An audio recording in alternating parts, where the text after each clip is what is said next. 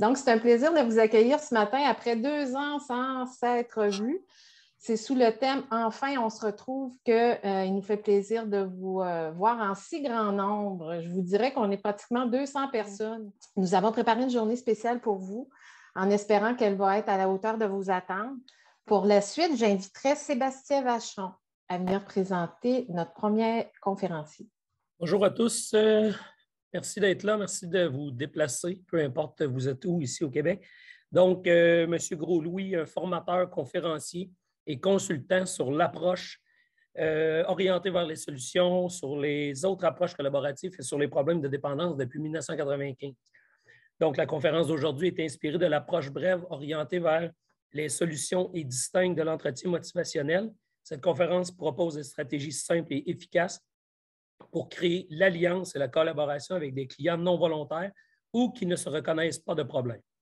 Les participants seront en mesure de connaître les attitudes et les outils concrets pour amplifier la motivation et le changement avec ces personnes. Je souhaite une bonne conférence à tous. Bienvenue, M. Gros-Louis. Pour ajouter quelques informations à mon sujet, je suis à Wendake, une communauté Huron-Wendat dans la région de Québec.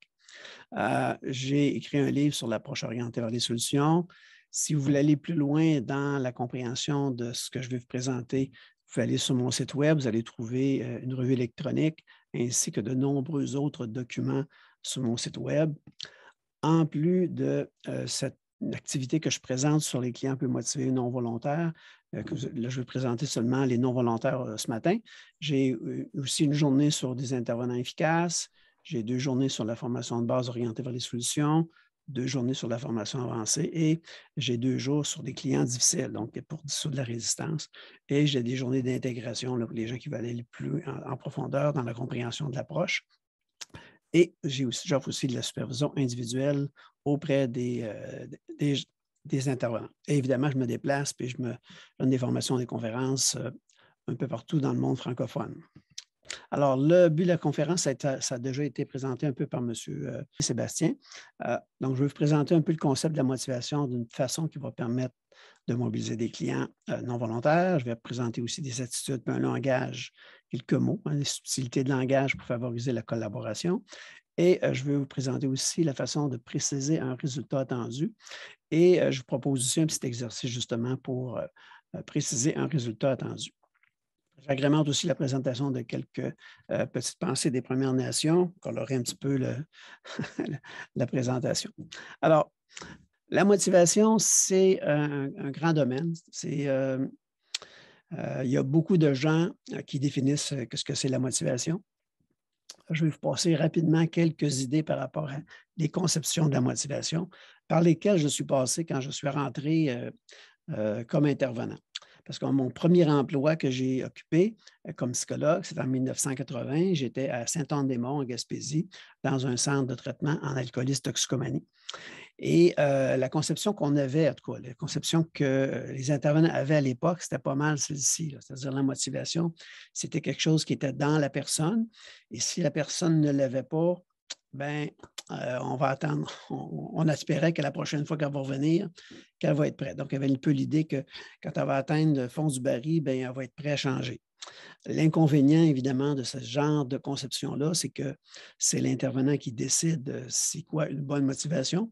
Et il est possible que plusieurs personnes ont la difficulté à atteindre ce niveau de motivation-là. Donc, il y a des risques que des gens se détériorent avec les consultations ou avec des incarcérations dans votre cas, puis qu'il soit vraiment plus difficile d'intervenir avec eux autres. Il y a un avantage à voir là-dedans, c'est juste que l'intervenant n'a aucun effort à faire pour s'ajuster à la motivation du client.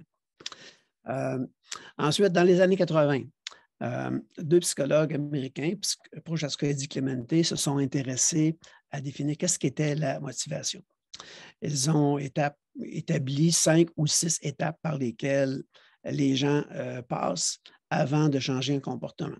À l'époque, évidemment, ils sont intéressés aux fumeurs. Il n'y avait pas beaucoup de restrictions par rapport aux fumeurs, donc c'était une clientèle facile à étudier. Donc, pré-contemplation, on va dire que le fumeur, si je prends l'exemple du fumeur, là, le fumeur dit qu'il n'y a pas aucun problème par rapport à la cigarette, donc en pré-contemplation. Donc, évidemment, aucune préoccupation d'arrêter de fumer.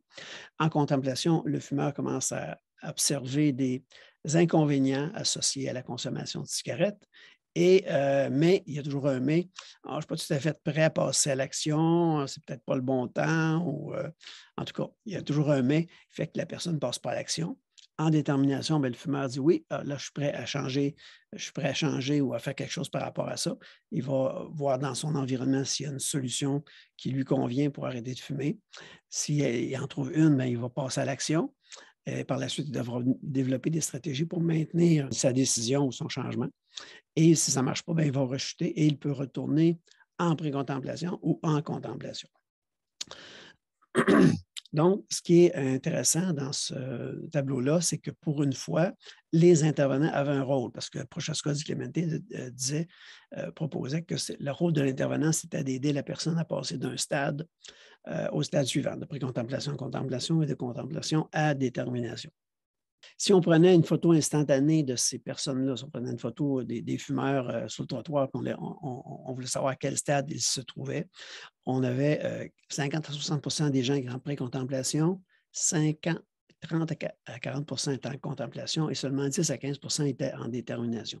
Alors, quand les gens, par exemple, vos détenus, si on leur impose une condition particulière, une action particulière, bien, on a juste 10 à 15 des chances qu'ils soient vraiment dans une bonne séquence pour faire le changement qu'ils aimeraient faire, qu'on leur impose.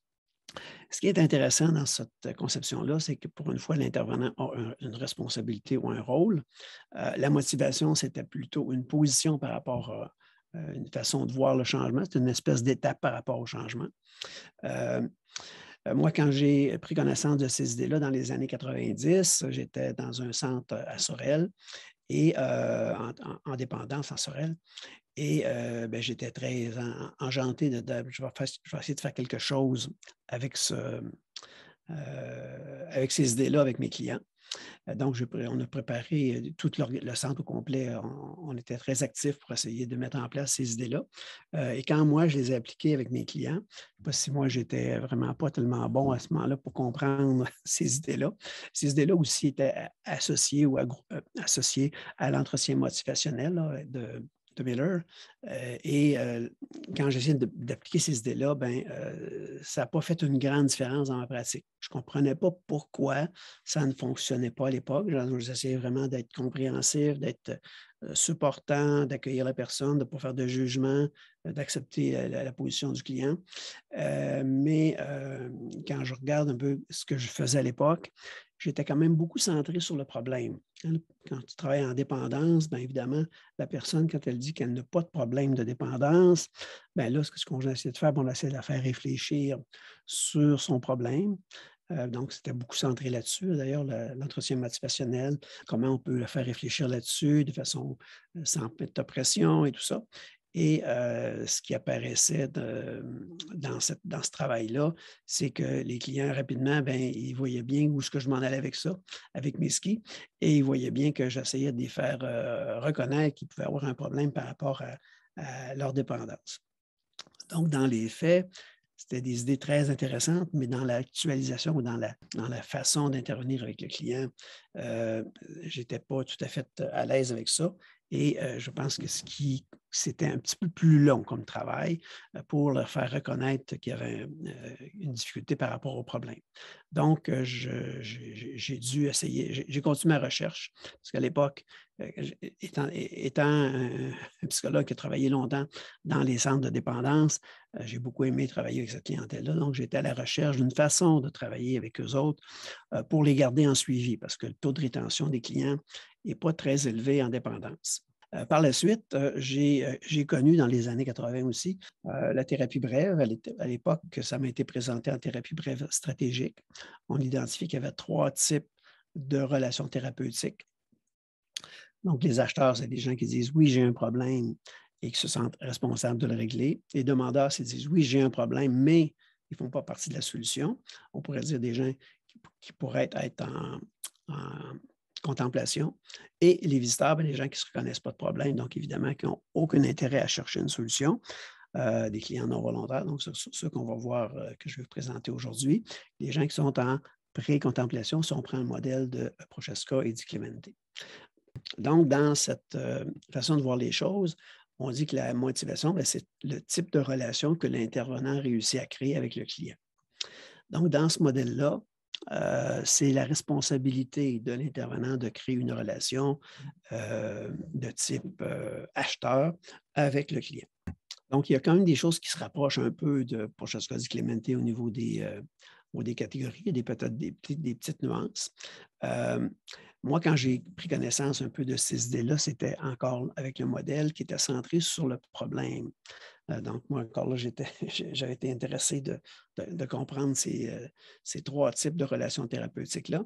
Mais dans les faits, quand c'est venu le temps d'appliquer ça avec mes clients qui avaient des problèmes de consommation, j'étais encore pris avec l'idée que ça était centré sur le problème.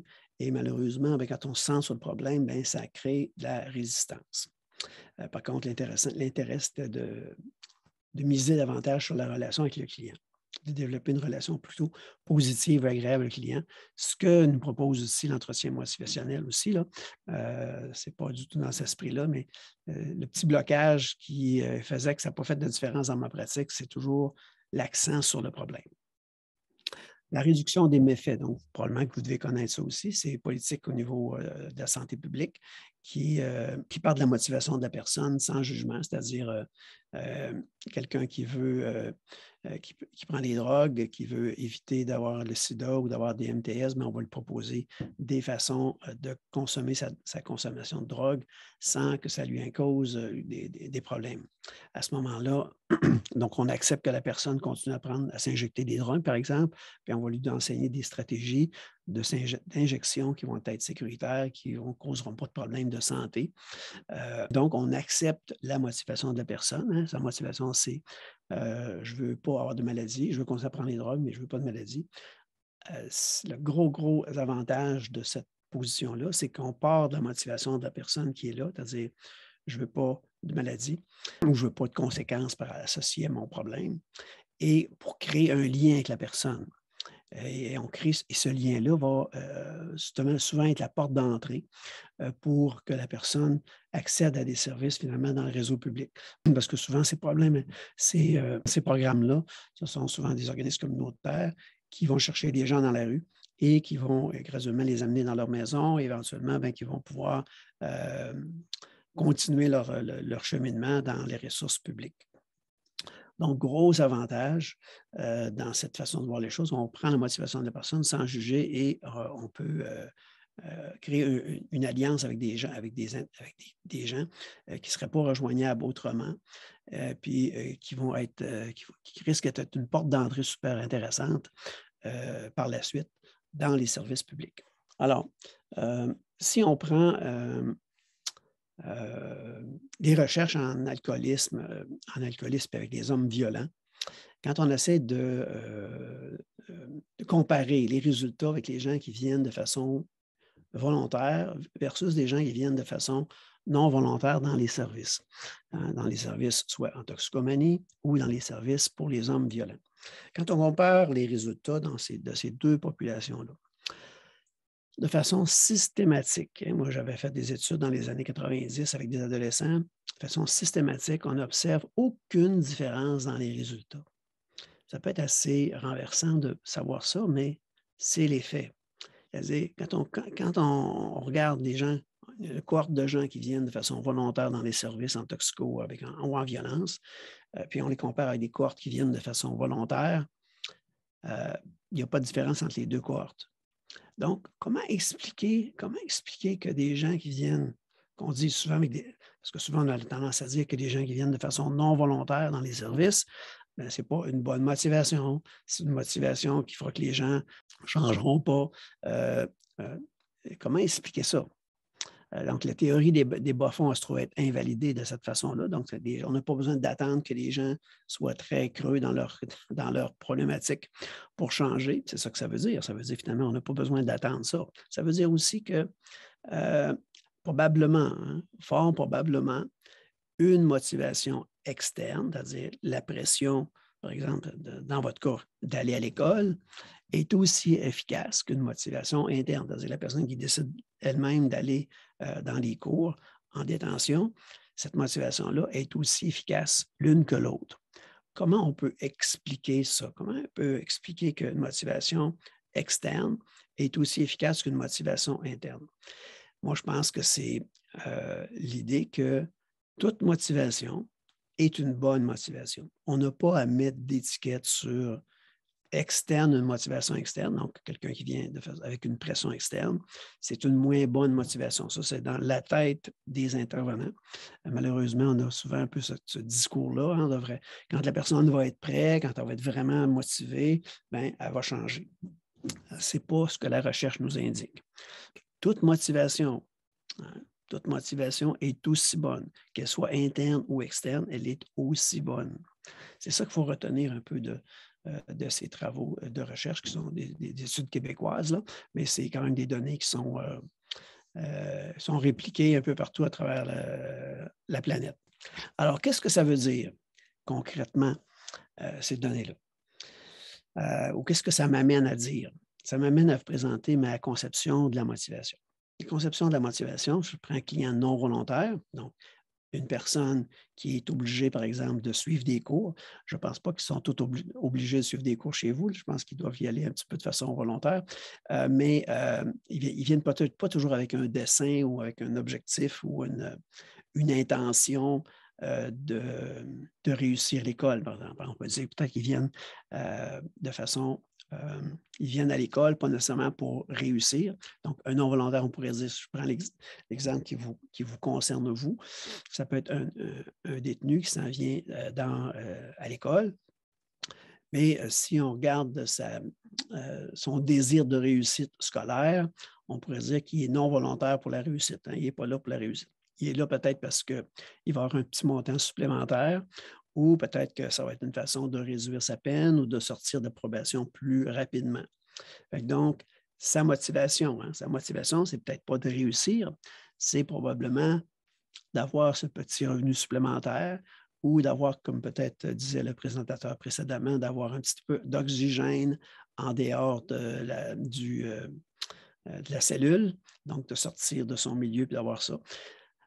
Ce que je veux vous dire, c'est que même si la personne n'est pas motivée à réussir son année scolaire, elle n'est pas intéressée à réussir ses secondaires 3 ou ses secondaires 4 en français ou en maths, même si elle n'est pas motivée, le fait qu'elle soit motivée à d'autres choses, par exemple à sortir ou à avoir un petit montant supplémentaire ou à réduire sa peine, cette motivation-là, à mon point de vue, elle est suffisante pour que des changements significatifs arrivent dans sa vie. Donc, on n'a pas à mettre une pression pour que la personne dise, bien, il faut que tu réussisses. On part de la motivation qui est là, tu veux avoir un peu d'oxygène en dehors de la cellule, tu veux sortir plus rapidement du système ou de la prison. Donc, tu es motivé à quelque chose. Et le travail de l'intervenant, c'est quoi? C'est de se concentrer sur la motivation qui est là. Si je me concentre comme enseignant, par exemple, sur le fait qu'il n'est pas intéressé à réussir, puis j'essaie de le faire réfléchir. Hein, je reprends les concepts de Prochaska-Di Clemente, c'est-à-dire si moi j'essaie de le faire réfléchir sur les avantages qu'il aurait, lui, à réussir à l'école, de réussir son secondaire 3 ou son secondaire 4. Puis j'essaie de concentrer là-dessus parce que c'est un aspect pour lequel il est non volontaire. Je risque de créer de la résistance. La démotivation, c'est quoi? Bien, il pourrait peut-être être peu motivé, par exemple, je ne sais pas moi, il pourrait être peu motivé. Je vais dire n'importe quoi, là. Il peut être peu motivé, par exemple, à changer ses fréquentations à l'extérieur quand il va sortir de la fréquentation avec des gens qui ont des dossiers criminels. Mais peu motivé ou démotivé, pour moi, ça ne crée pas de résistance de discuter de ça. Alors que si je me concentre sur l'aspect pour lequel il est motivé, c'est-à-dire il veut sortir, il veut avoir quelques sous additionnels ou il veut sortir de la détention, quand je me concentre là-dessus, bien évidemment, je n'ai pas de résistance chez la personne. J'ai quelqu'un qui est heureux de me rencontrer ou de parler avec moi et je vais obtenir rapidement sa collaboration. Donc, ce que je veux vous présenter ici, c'est chaque personne possède un peu ces 3 positions-là selon l'angle avec lequel on regarde la situation. Si vous prenez votre rôle à vous comme intervenant, c'est-à-dire votre rôle comme enseignant, hein, vous pouvez être hyper motivé. Hein, quand vous rentrez tous les matins, vous pouvez être hyper motivé de faire la différence avec les personnes qui vont être devant vous pour faire une différence pour qu'ils puissent changer leur vie. Là. Vous pouvez être démotivé, un peu peut-être, de faire certaines tâches qui peuvent vous déranger dans votre travail comme enseignant. Puis vous pouvez être complètement non volontaire pour certains aspects de votre travail. Je ne sais pas, moi, par exemple, remplir des statistiques ou faire des choses comme ça. Il y a peut-être des aspects pour lesquels dans votre travail, vous êtes non volontaire. Hein. Vous allez le faire uniquement si vous avez la pression de le faire. Évidemment, si votre travail comporte surtout plein de choses pour lesquelles vous êtes non volontaire, bien évidemment, vous allez quitter votre emploi ou plus rapidement. Vous allez endurer ou continuer à vivre des frustrations, mais ça va peut-être être plus difficile de garder votre emploi. Si votre emploi est surtout centré sur les choses pour lesquelles vous êtes motivé, bien, vous allez continuer à passer par-dessus les barrières et les grilles, comme disait l'intervenant, et vous présenter à tous les matins pour faire votre travail. C'est la même chose avec nos clients. Si nos conversations, les conversations que vous avez avec les personnes qui sont vos élèves dans les classes, si les conversations que vous avez sont centrées sur les aspects pour lesquels ils sont motivés, c'est-à-dire sauver du temps ou faire un petit peu de sous, bien, vous allez créer rapidement une alliance de collaboration avec votre élève. Si vous avez des conversations sur l'idée qu'il arrête de consommer ou qu'il veut changer son mode de vie délinquant alors qu'il n'est pas du tout intéressé à ça ou il n'est pas motivé pantoute même à réussir son année scolaire, vous continuez à avoir des conversations là-dessus, vous risquez de créer de la résistance dans le processus thérapeutique. Dans le processus thérapeutique. Vous n'êtes pas des thérapeutes, mais dans le processus de création d'une alliance thérapeutique ou d'une alliance pour favoriser le changement ou la collaboration avec votre élève. Donc, dans la conception que je vous présente de la motivation, celle que je vous présente actuellement, la motivation, c'est le geste d'être devant vous. Hein. Le fait qu'il est inscrit à l'école, c'est la meilleure preuve qu'il est motivé. Donc, le geste concret d'être devant vous à tous les matins, bien, peut-être pas tous les matins, mais en tout cas, la plupart des matins, quand il est là devant vous, ce matin-là, en tout cas, quand il est devant vous ce matin-là, il est motivé à quelque chose.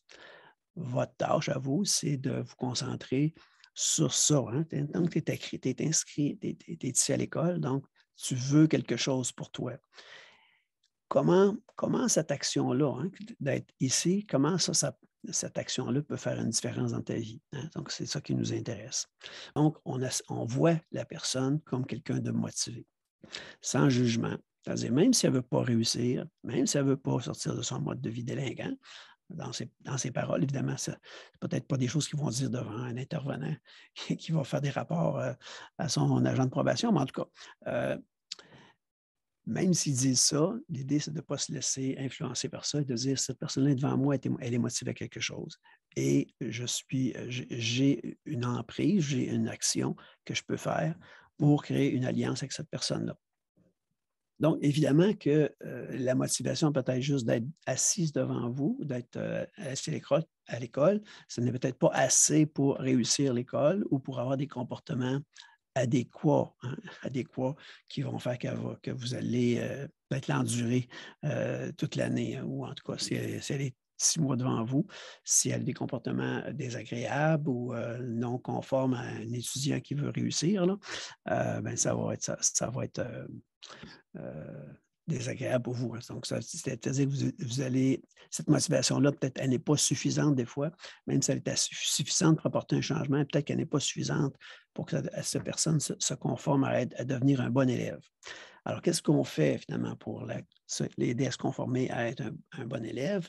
Bien, c'est de lui poser des questions très, très simples, c'est-à-dire, donc, tu es ici, qu'est-ce qui fait que tu as décidé de venir ici, de t'inscrire à l'école? Hein? Donc, c'est quelque chose qu'on peut faire dans une entrevue d'accueil. J'imagine que vous avez ce genre d'entrevue-là avec les personnes qui se présentent devant vous.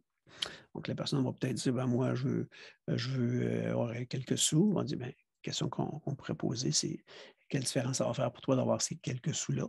Qu'est-ce que ça va changer pour toi dans ta vie? Qu'est-ce que différence que ça va faire pour toi d'avoir ces quelques sous-là ou de réduire ta peine? Peu importe, on va essayer de voir c'est quoi qu'elle voit comme avantage. Puis on va continuer à converser comme ça jusqu'à temps qu'on trouve finalement quelque chose qui fait du sens pour elle. Si la personne, pour elle, c'est vraiment important d'avoir ces quelques sous-là, bien, alors là, on peut lui poser la question. Alors, pour avoir ces quelques sous supplémentaires-là par semaine, qu'est-ce qui devrait se passer pendant ton séjour ici? Hein? S'il reste à faire 6 mois de détention, qu'est-ce qui doit se passer pendant les 6 mois qui te reste à faire ici pour que justement tu puisses obtenir ces sous-là?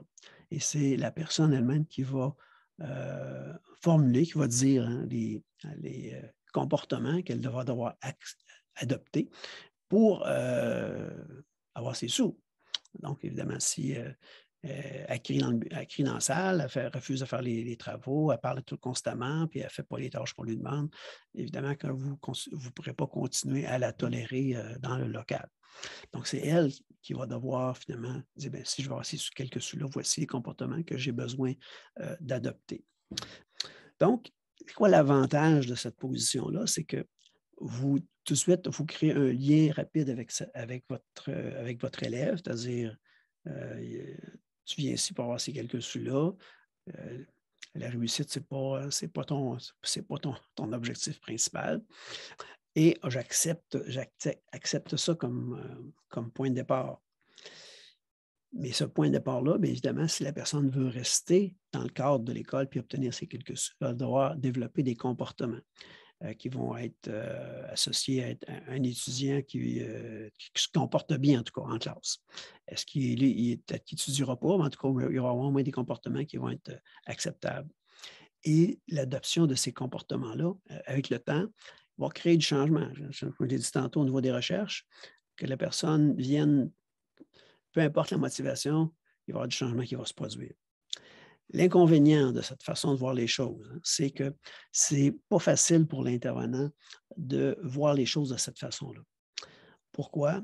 Parce que la culture dominante de l'intervention dans le monde entier, hein, sur la planète Terre, dans le monde occidental en tout cas au moins, la culture dominante est vraiment centrée sur le problème. Hein. Donc, quand les gens ont un problème identifié, dans votre cas, c'est des problèmes de délinquance, qu'est-ce qu'on essaie de faire? On essaie de les faire réfléchir sur la délinquance ou les facteurs de risque associés à la délinquance, la consommation, se tenir avec des délinquants, peu importe. On essaie de les faire réfléchir là-dessus. Et qu'est-ce qu'on a comme conséquence quand on les fait réfléchir sur des problèmes pour lesquels les gens sont plutôt non volontaires, ils ne veulent pas travailler, hein, ils ne se reconnaissent pas de problème, ils sont plutôt en précontemplation par rapport à ces problèmes-là, bien, ça crée de la résistance. Donc, on a à ce moment-là un élève qui dit encore un autre qui veut me changer, encore un autre qui veut contrôler ma vie.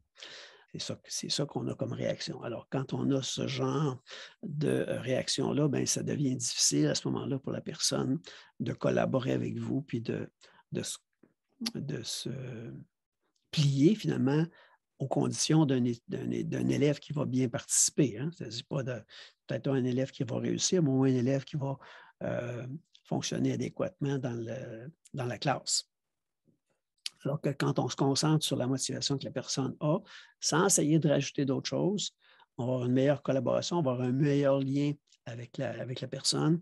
Et ce meilleur lien-là, bien, on va le nourrir, on va l'amplifier pour qu'éventuellement, peut-être un changement plus significatif va arriver. Alors, il y a deux visions du changement qui s'affrontent. Hein. Quand je parle un peu du modèle dans lequel j'étais, modèle explicatif versus le modèle collaborateur. Modèle explicatif, hein, de 80 à 94, j'étais plutôt dans ce modèle-là. En 94, j'ai connu l'approche orientée vers les solutions. C'est ça qui a changé un peu vraiment ma vision des choses dans le modèle explicatif. Donc, on est centré sur le problème, Donc, évidemment, quand les gens viennent consulter, par exemple, j'ai travaillé quelques années en milieu service correctionnel du Canada. Donc, quand je rencontrais des délinquants, donc l'idée de modèle explicatif, qu'est-ce qu'on fait? Bien, on essaie de les faire réfléchir sur le problème, hein, sur leur délinquance. On va essayer de comprendre d'où vient la délinquance, c'est quoi les facteurs qui sont associés à ça. Donc, on invite les clients à prendre conscience des facteurs de risque associés à la délinquance. Bon, tout ça, ça demande du temps. Il y a beaucoup de travail en direction des causes du problème. Et dans ce modèle-là, on a tendance à dire quand le client ne veut pas changer, ben c'est sa faute, hein? C'est sa faute à lui. Dans le modèle collaborateur, c'est quand même un petit peu différent. Quand on est dans un modèle collaborateur, l'accent n'est pas centré sur le problème, l'accent est centré sur quoi? Sur ce que la personne veut, hein? On prend pour acquis que la personne, elle est motivée, que la personne veut quelque chose. Peu importe la raison pour laquelle elle est devant nous, hein, si elle est poussée par quelqu'un d'autre de façon non volontaire, elle veut quelque chose. Donc, mon travail, c'est d'identifier rapidement qu'est-ce que la personne veut. Tu veux diminuer ta durée de probation, hein, ou tu veux diminuer la durée de ta détention en venant à l'école, ben, ça permet de réduire de quelques mois ton séjour en détention. C'est une très bonne motivation. Donc, alors, qu'est-ce qui devrait se passer, hein, si la personne me dit, bien, je veux réduire mon temps de détention? Qu'est-ce qui devrait se passer pendant les prochains mois, par exemple les 6 prochains mois, qui va faire justement que ton agent de libération ou la commission de libération conditionnelle, ou en tout cas tous les organismes qui sont associés à la décision de pouvoir réduire ton temps, qu'est-ce qu'ils devraient remarquer dans nos rapports, qu'est-ce qu'ils devraient observer dans ton comportement ici, qui vont faire justement que ta peine va être réduite, hein, ta peine de détention va être réduite. Alors, ce sont des questions qu'on va poser à la personne pour qu'elle formule des changements qui vont l'amener dans cette direction-là. Donc, le travail que je fais avec ces personnes-là dans le modèle collaborateur, on est vraiment, vraiment le plus possible tourné vers ce que la personne veut et dirigé vers le futur, hein. Qu'est-ce qu'on doit observer ou remarquer qui va faire que justement que le changement va survenir? Évidemment que pour nous, on n'a pas besoin de travailler sur la cause du problème, de comprendre d'où vient la délinquance, où viennent tous les problèmes. Ça peut être un peu confrontant pour beaucoup d'intervenants, de dire qu'il faut absolument travailler, comprendre la cause pour changer.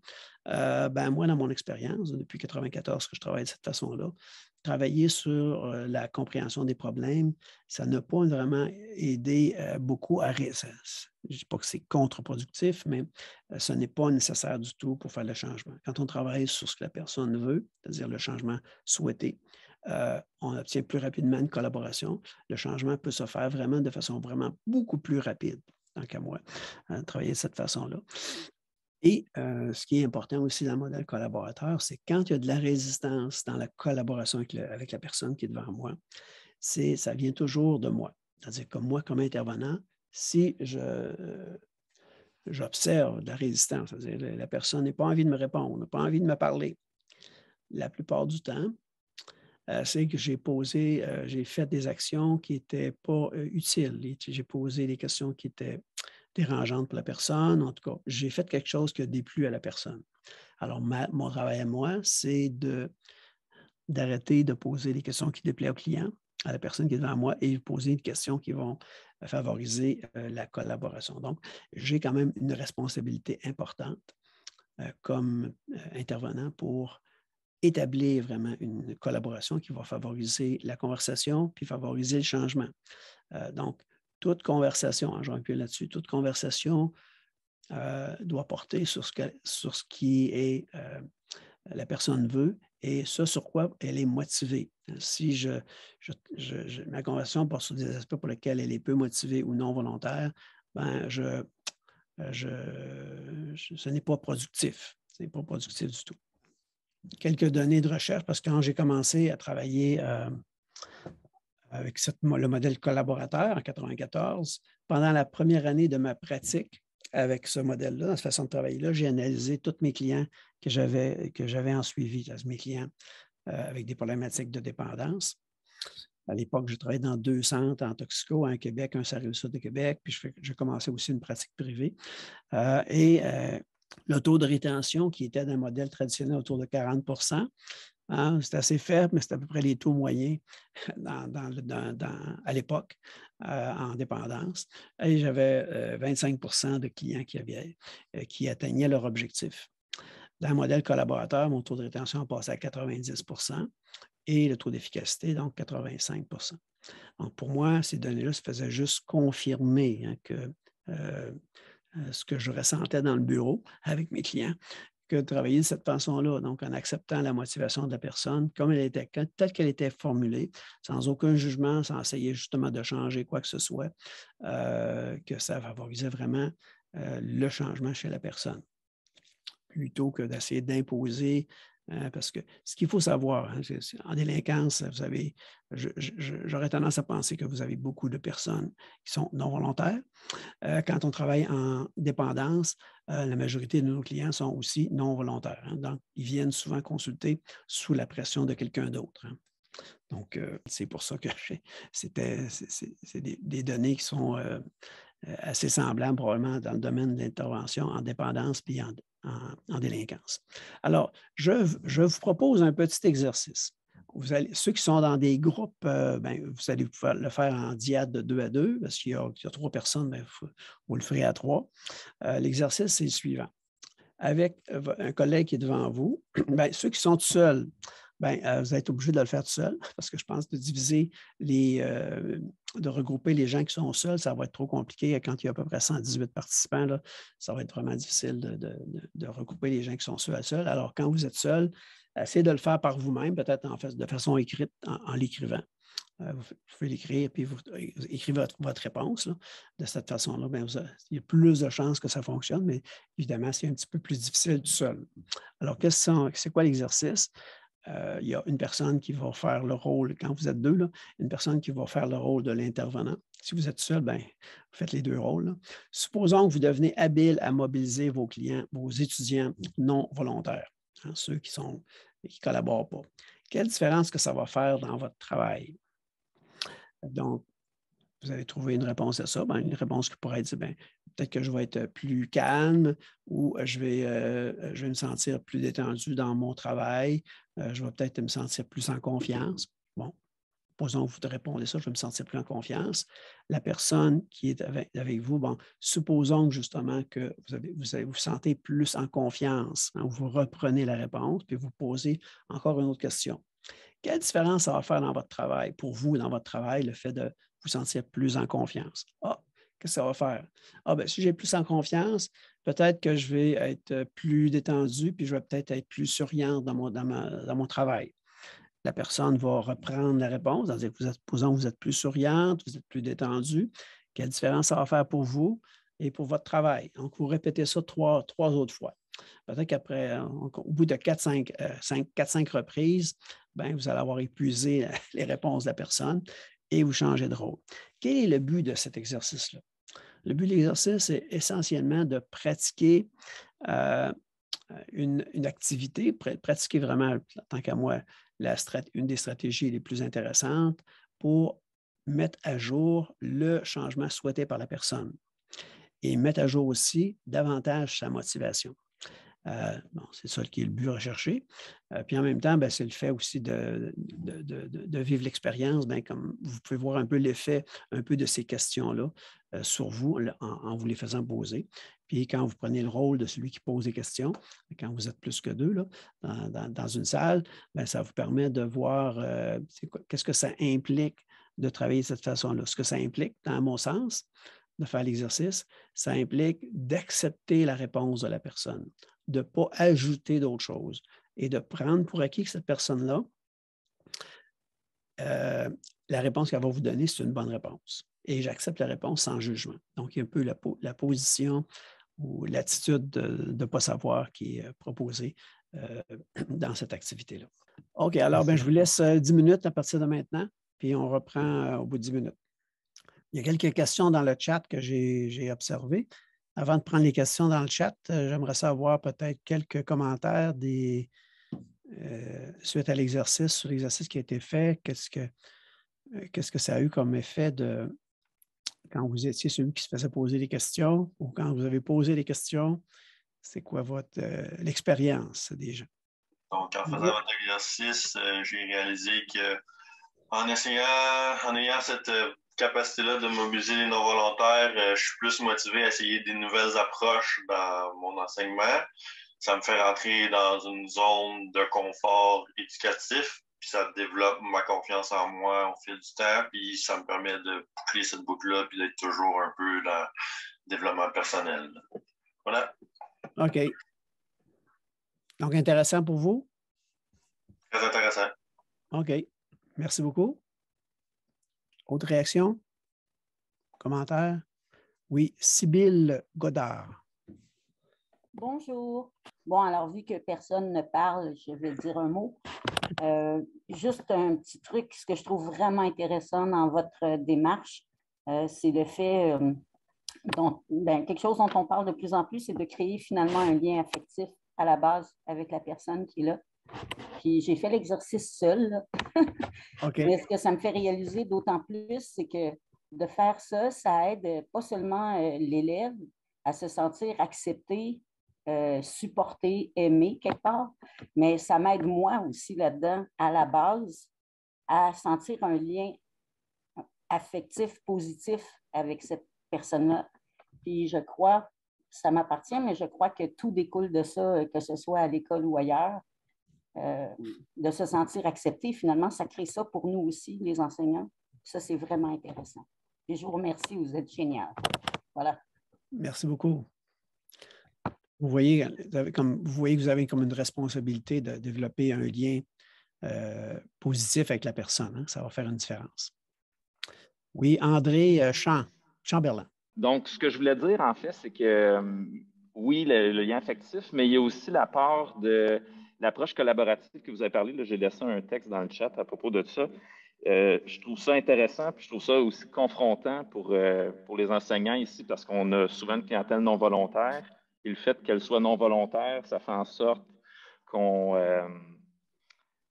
dans le fond, qu'on va plus souvent se désengager face à des élèves qui sont réticents, mais la plupart d'entre eux sont aussi réticents juste par leur cheminement scolaire, par le fait qu'ils sont incarcérés.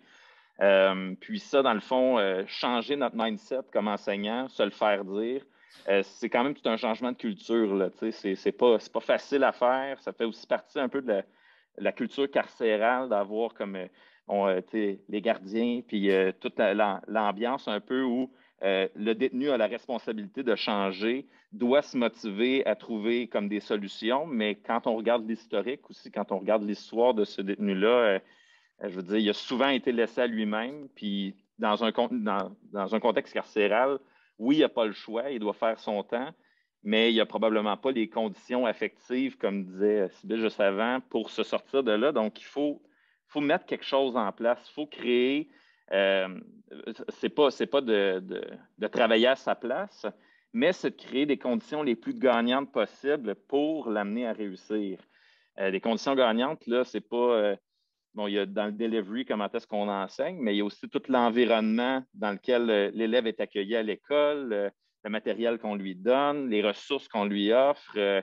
Donc, c'est comme une panoplie de choses. Puis je pense que ça, on a du contrôle. Il y a des choses sur lesquelles on n'a pas de contrôle, mais se concentrer sur ce sur quoi on a du contrôle, en tout cas, je trouvais que ça nous ramenait à ça, l'approche collaborative. Puis je tenais juste comme à faire écho à ça, parce que c'était quand même important, là. Voilà, selon moi.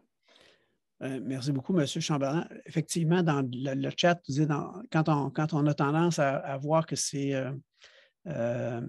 l'élève qui doit se mobiliser, il y a beaucoup de responsabilités, on lui met beaucoup de responsabilités sur les épaules, alors qu'il y a plein d'autres raisons, comme vous venez de le dire, qui pourraient expliquer pourquoi il n'y a pas une attitude de bon étudiant, disons. Le contexte carcéral, peut-être qu'il vient d'avoir une mauvaise conversation avec sa famille ou avec un échange désagréable avec un gardien. Il y a plein de raisons qui pourraient expliquer pourquoi il n'est pas de bonne humeur un matin. Mais la foi, je pense que tantôt, Mme Sibylle parlait d'un lien affectif important. Puis pour moi, le regard qu'on porte sur l'autre, ça va faire une grosse différence. Si vous voyez que cette personne-là, elle est motivée, même si dans son comportement, peut-être qu'un matin, elle n'est pas très collaborante, si vous la voyez, la motivation, le fait qu'elle est juste assise, elle a accepté de s'asseoir dans la classe, pour moi, elle est motivée. Mon travail, c'est de partir de là et de partir de ce constat-là, puis de juste alimenter ça. Pour moi, c'est le point de départ.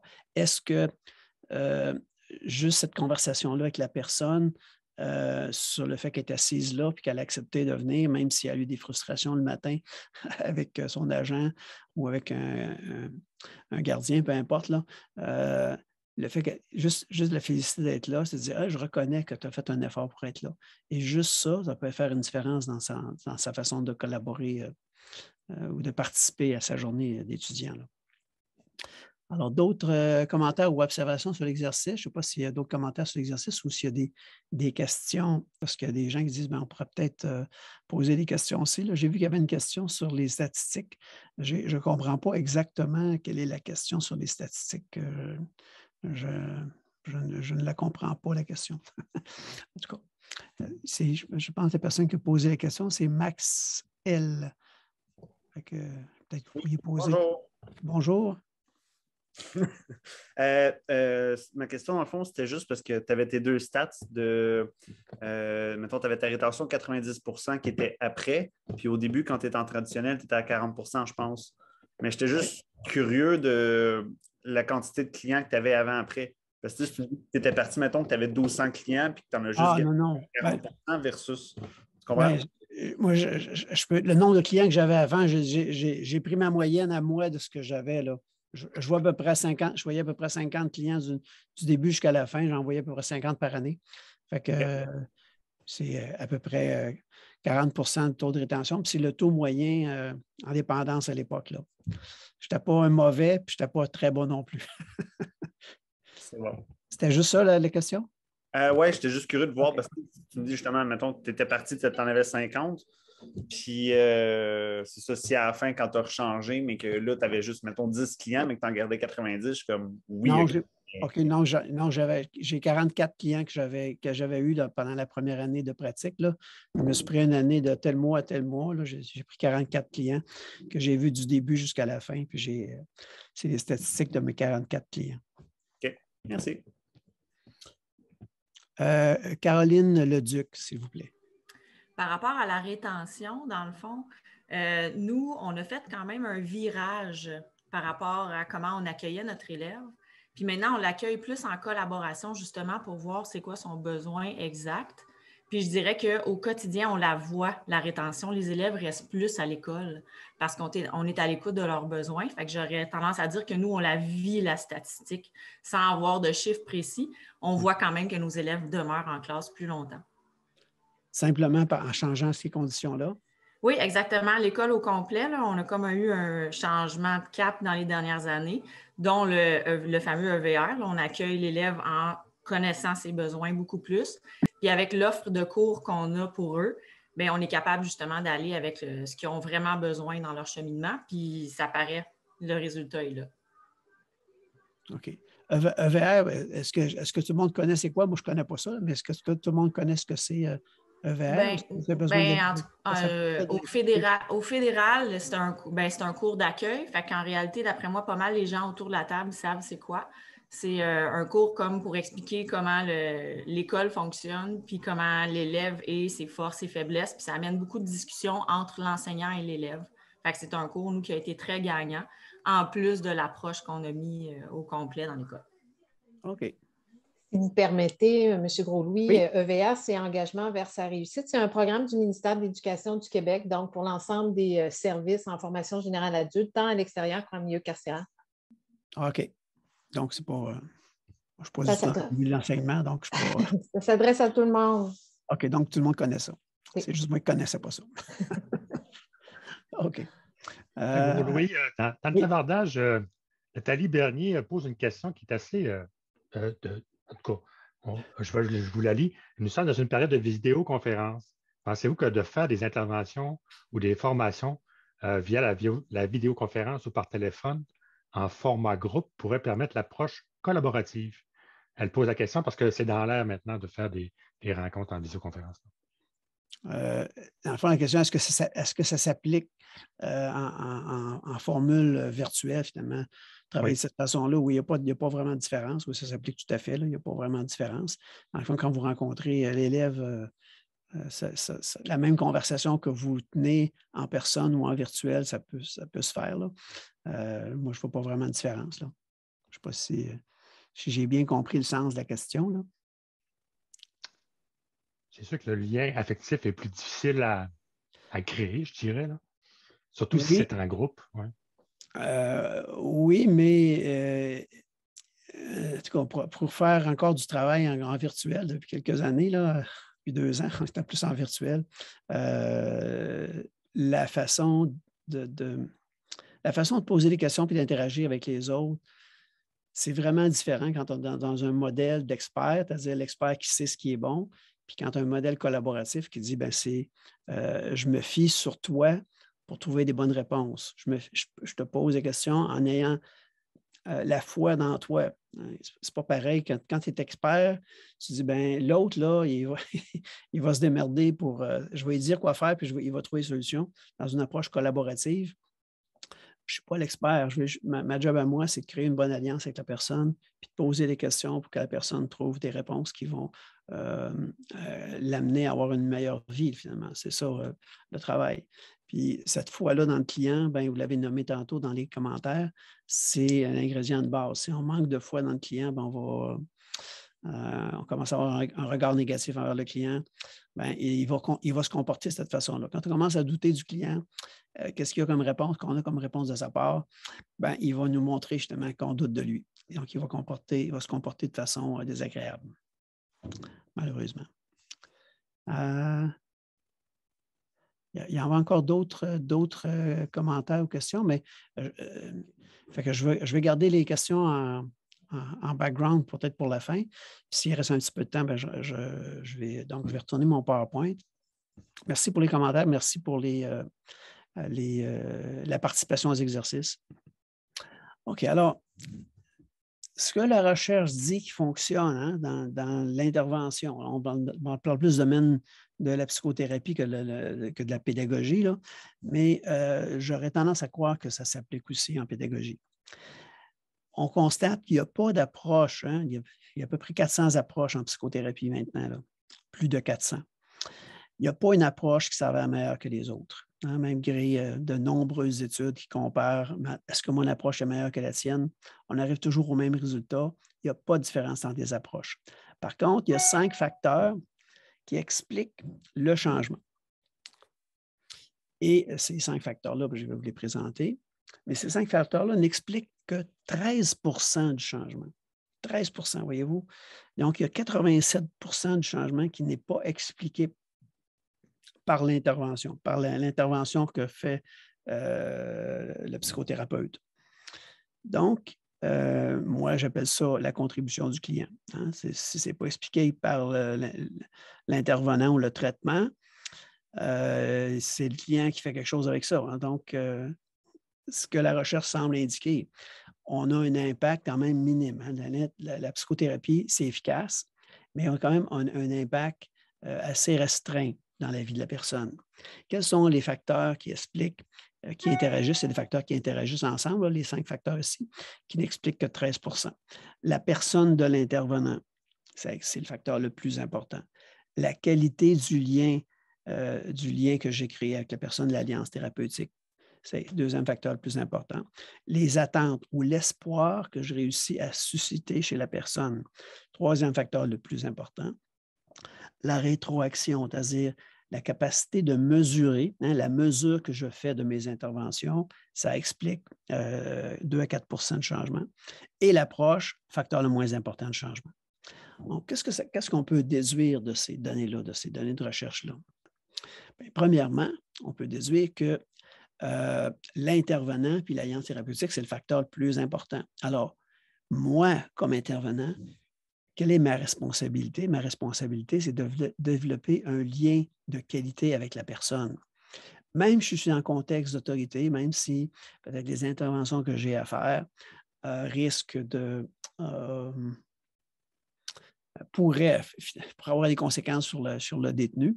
Hein. Dans le fond, si je fais si le détenu me dit finalement qu'il veut retourner faire la délinquance en sortant de la prison, bon, je ne suis pas nécessairement tenu de le dévoiler, là, mais quand même, quand la personne me dévoile des informations, ça pourrait avoir des conséquences pour la personne. Donc, même en contexte d'autorité, donc la personne a tendance à me cacher plein de choses. Mais si, même dans ce contexte-là, je pense que c'est possible de développer une alliance de bonne qualité avec la personne. Et quand il n'y a pas d'alliance, les risques de progrès ou de changement sont vraiment très minimes ou inexistants. Donc, un des meilleurs liens, des meilleurs ingrédients, si vous voulez avoir du succès avec vos élèves, c'est développer ce lien-là.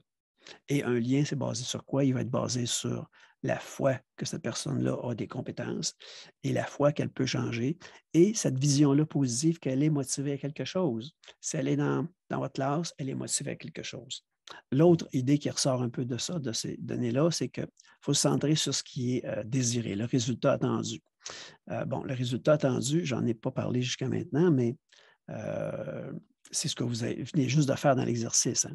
C'est-à-dire, si vous avez décidé de vous inscrire à cette journée-là, de participer à cette conférence-là ou à cette journée-là de formation, le résultat attendu, c'est quelle différence ça va faire pour vous, le fait, par exemple, de devenir motivé ou de participer à cette journée-là. Si vous devenez habile à motiver votre client, vos élèves, qu'est-ce que ça va changer? Ça, c'est le résultat attendu. Hein. C'est ce que vous avez fait dans votre... L'objectif, c'est vous avez décidé de faire la formation, de venir ici. Le résultat attendu, c'est ça va changer quoi pour vous de devenir habile?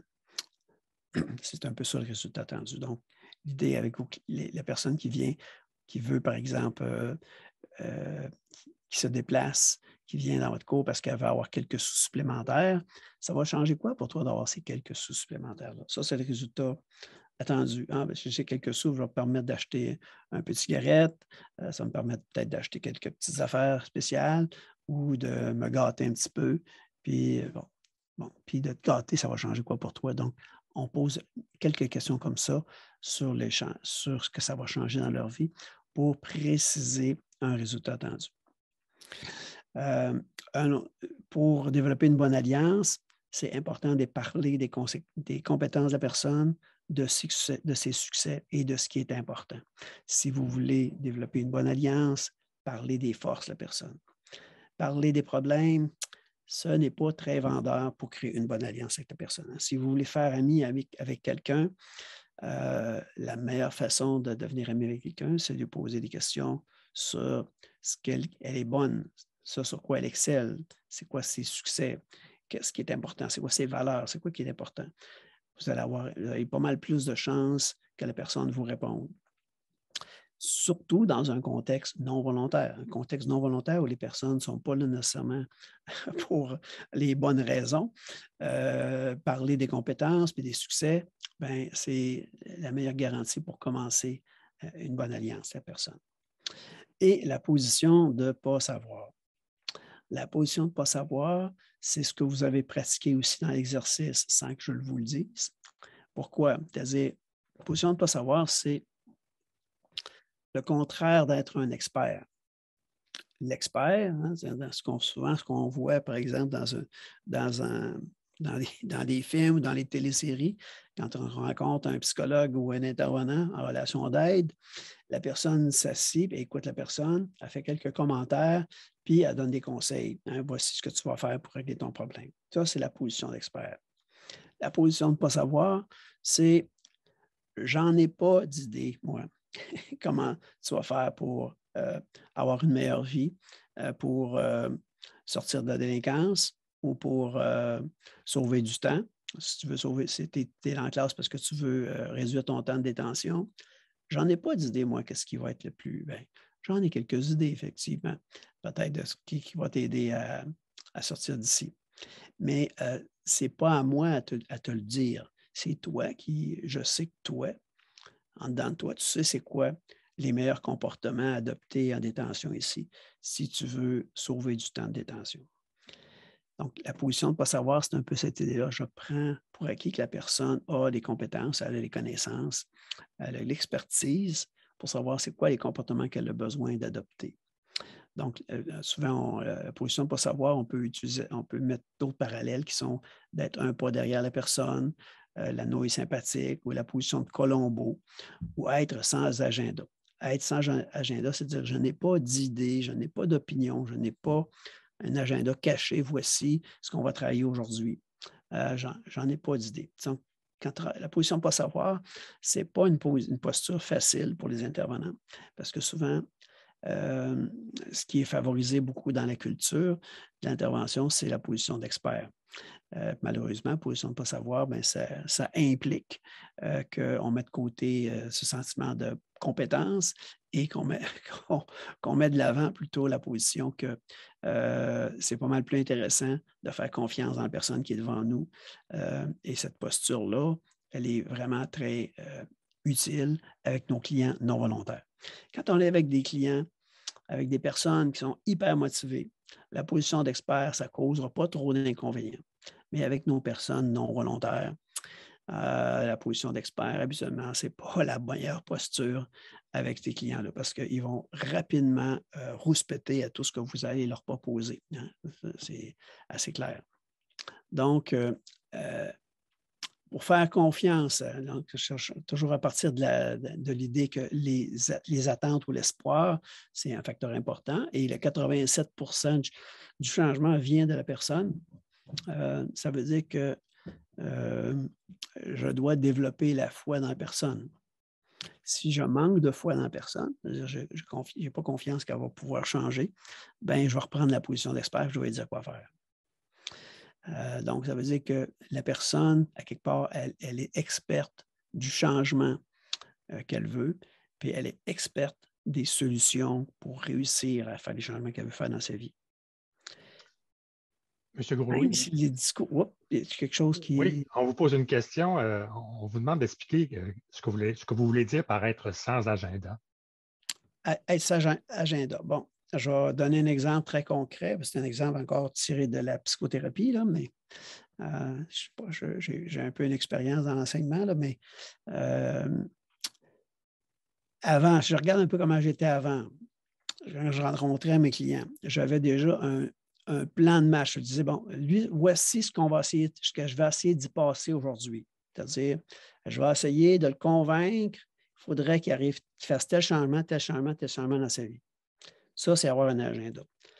Pas d'agenda, c'est j'en ai pas d'idée de ce qu'on va faire aujourd'hui. La seule idée que j'ai, c'est je vais rencontrer cette personne-là, je vais essayer de savoir qu'est-ce qu'elle veut aujourd'hui comme changement. C'est quoi qu'elle espère que la rencontre qu'on va passer ensemble, si on a une demi-heure à passer ensemble ou 15 minutes, qu'est-ce qu'elle veut tirer de cette conversation-là? Donc, ça va être moi à poser des bonnes questions pour que je puisse obtenir qu'est-ce que désire cette personne-là dans notre conversation qui va durer 15 minutes, par exemple. Et j'ai aussi l'idée que si elle veut obtenir quelque chose, elle a aussi les solutions pour y parvenir. Elle a aussi les solutions. Donc, je ne lui dirai pas comment faire. C'est pour ça qu'on dit, bien, j'aimerais ça, suite à notre conversation de 15 minutes, par exemple, avoir plus confiance en moi quand j'ouvre mes livres de maths, par exemple. J'ai un exemple associé à votre milieu de travail. Là. Puis après ça, je dis, bien, la question que je pourrais poser, c'est quand est-ce que tu ouvres ton livre de maths puis tu as une certaine confiance en toi? Et là, je lui ai posé des questions pour qu'elle découvre dans ces fois-là, dans ces occasions-là, quand elle a confiance en elle en maths. Comment elle s'y prend? Donc, position de sans agenda, c'est un peu ça. Tandis que la position d'expert, ça serait de dire, bon, moi, je vais être confiance en moi en maths, OK, bien, je vais te dire, voici comment je vais faire pour te donner la confiance. Tu vas faire ça, tu vas faire ça, tu vas faire ça. Donc, ça, c'est la position d'expert. Je ne sais pas si c'est assez clair, là, ce que je donne comme exemple. Là. Oui, on dit que c'est très clair. OK, parfait. Donc, même si la personne a un discours très négatif, hein, même si la personne arrive le matin, je donnais l'exemple tantôt, elle a une mauvaise conversation avec un gardien ou avec quelqu'un de sa famille qui était négatif ou avec un autre détenu, même si la personne vraiment a un indice négatif. Prendre le temps d'écouter les compétences, les forces de la personne, ses talents, ses petits succès. Quand on commence à s'intéresser à ça, ça va changer la façon qu'on voit la personne. Ça va changer notre foi qu'on a en la personne. Ça va créer l'espoir chez la personne et ça va créer votre propre espoir à vous que cette personne-là a des chances de succès, qu'elle peut réussir. Parce que les attentes, c'est quelque chose vraiment sur lequel on a du pouvoir comme intervenant. C'est-à-dire, quand on est comme enseignant, si vous avez la foi que la personne, elle est toute pour réussir, ça va changer, ça va vraiment déterminer comment elle va se comporter en classe. Si vous êtes convaincu qu'elle ne peut pas réussir, elle va se comporter de cette façon-là aussi. Hein. Les attentes, c'est quelque chose qui est... Les gens sont capables vraiment de sentir comment on les voit, comment on les perçoit. Et c'est encore plus particulier quand on est dans un processus de relation d'aide de psychothérapie, mais je pense que la relation privilégiée que vous avez, vous, élève-étudiant, élève-professeur, je pense que c'est quand même une relation assez intime. Et la position ou le regard que vous avez avec la personne, ça va déterminer vraiment peut-être comment la personne peut se voir elle-même aussi dans la situation. C'est quand dans un processus d'intervention, c'est un peu différent finalement de vous quand vous êtes enseignant, là. Mais la première étape, hein, quand moi je rencontre un client, c'est d'abord d'établir une bonne alliance thérapeutique, puis de cibler la motivation. Donc, c'est-à-dire, c'est quoi qui vient faire? C'est quoi que... pourquoi la personne est assise devant moi là, pour suivre ce cours-là? Donc, c'est mon travail à moi d'identifier la motivation, le sujet pour lequel la personne est devant moi, puis de créer une bonne alliance. Ensuite, dans la deuxième étape, c'est ce qu'on ne voit pas, ce n'est pas prévu aujourd'hui au niveau de l'objectif de la conférence, ce n'est pas ça de présenter cette étape-là, mais l'étape suivante, une fois que j'ai bien ciblé le résultat attendu, hein, la motivation, ça peut être, il est assis parce qu'il veut sauver un peu de temps en détention. Le résultat attendu, ça serait, par exemple, si je sauve un peu de temps, je vais pouvoir retrouver ma famille plus rapidement. Puis le fait de retrouver notre famille, je vais pouvoir aller travailler aussi. Puis supposons que tu peux retrouver ta famille plus rapidement puis aller travailler. Qu'est-ce que ça va changer pour toi? Ah, ben, je vais... si je peux travailler plus rapidement, ben, je vais être plus fier de moi, puis je vais peut-être, mes enfants, je vais peut-être me sentir un meilleur père ou un meilleur parent, parce qu'en prison, c'est pas la meilleure place pour sentir un bon parent. Donc, on peut dire que le résultat attendu, ça pourrait être devenir un père bon, se sentir un bon père. Détailler le changement souhaité, l'étape suivante, ça pourrait être quand tu vas être devenu ce père que tu souhaites devenir être. Décris-moi comment ta vie va se dérouler. Hein? La personne va décrire en détail comment elle va se comporter. Vous pourriez, vous aussi, faire un peu cette étape-là avec vos étudiants. Par exemple, si vos élèves, les gens qui viennent qui participent à vos cours, disent, ben, moi, je veux sauver du temps, puis bon, il dit justement, ben, si ça va me permettre d'être un meilleur père, ben, ou je veux sauver du temps, ben, si je veux sauver du temps, décris-moi comment tu vas te comporter ici en classe, qui va convaincre tous les gens intervenant à ton sujet de réduire ta peine. Si la personne va vous décrire comment elle va se passer, elle va se comporter en classe chez vous. Puis détailler le progrès, ben, c'est à chaque fois que je le rencontre dans les rencontres subséquentes, c'est de lui demander comment elle s'est rapprochée de cette image-là, hein, le changement souhaité, là, comment elle se rapproche d'une fois à l'autre de ce progrès-là. Dans votre travail comme pédagogue, vous n'avez pas nécessairement à les amener à faire des changements significatifs, mais vous pouvez quand même leur rapporter ce que vous observez comme changement. Si c'est quelqu'un qui n'aime pas tellement les maths, puis il réussit à ouvrir ses cahiers de maths, puis il fonctionne quand même un petit peu là-dessus, il fait un peu d'effort là-dessus, ben, c'est juste de lui faire remarquer, hey, tu n'aimes pas les maths, mais tu as ouvert ton cahier dernièrement, je remarque ça. Donc, de remarquer les progrès, ça pourrait être l'étape suivante. Mais ce n'est pas l'objet de la conférence. La conférence, c'est l'alliance et cibler la motivation.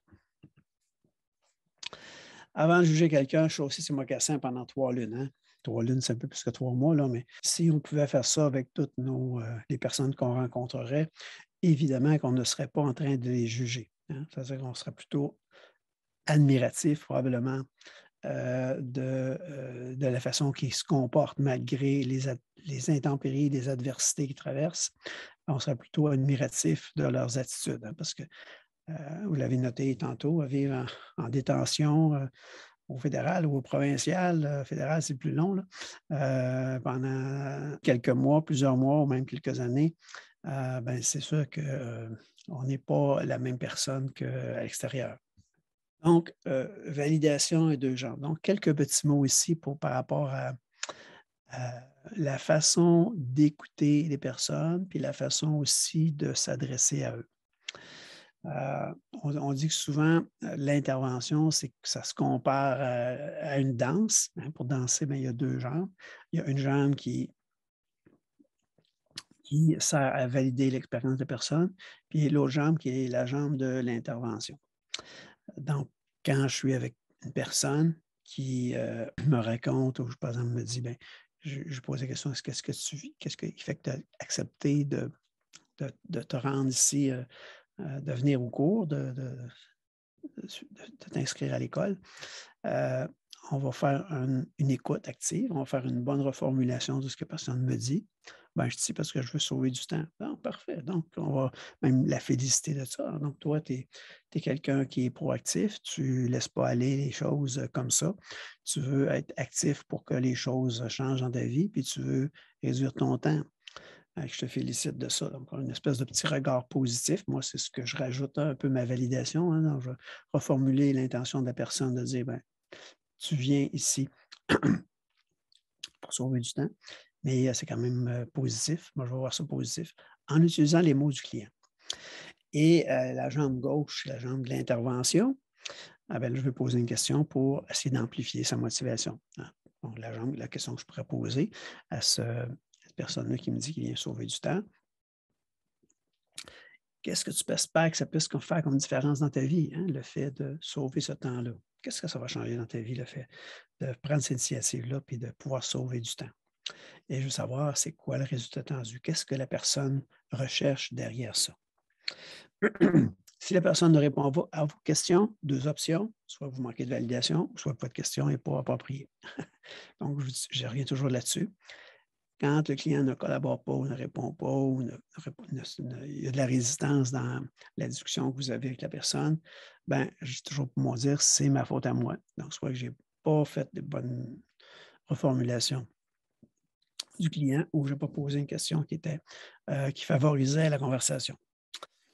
Alors, une bonne validation. Qu'est-ce que c'est une bonne validation? Bien, c'est une validation qui comprend les bonnes dimensions d'une bonne relation. Bonne relation, bien, c'est d'être empathique, une espèce de regard positif envers la personne, une acceptation inconditionnelle de sa motivation ou de sa situation, en étant le plus authentique possible. Et vous faites un bon reflet de ce que la personne vient de vous dire au niveau de ses émotions, de son senti, tout ça. Et vous ajoutez, moi je rajoute toujours ça, voir le client à son meilleur.